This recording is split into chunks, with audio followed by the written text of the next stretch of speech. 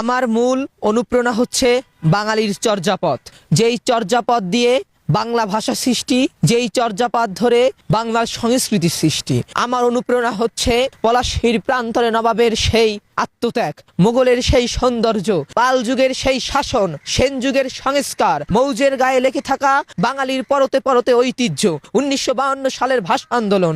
আমার অনুপ্রেরণা হচ্ছে সিপাহী বিদ্রোহ, হাজী শরীয়ত 54। আমার অনুপ্রেরণা হচ্ছে 58, 1962, 66, 69, 70, 71, 71-এর সেই কালজয়ী ভাষণ, যেই ভাষণে সমগ্র জাতি একত্রিত হয়েছিল।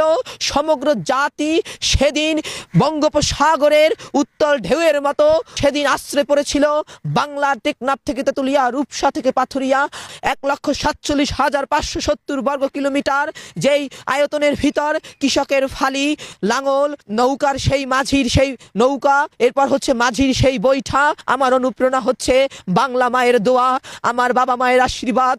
আমার অনুপ্রেরণা হচ্ছে আমার শিক্ষাগুরুর প্রেরণা।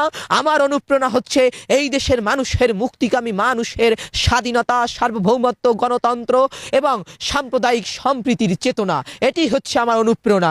এই অনুপ্রেরণা নিয়েই আবহমান সংস্কৃতিতে, আবহমান বাংলায় আমি যুগের পর যুগ, আমি বছরের পর বছর, আমি দিনের পর দিন এই বাংলা মায়ের আলো বাতাস গ্রহণ করে আমি আমার অনুপ্রেরণাকে আরো শাশ্বত করতে চাই। আমি আরো শাশ্বত করতে চাই বাংলার মানুষের, বাংলার শান, বাংলার মান, বাংলার সংস্কৃতি, সকল কিছুকে ধারণ এবং অনুধাবন করে। এটি হচ্ছে আমার প্রেরণা।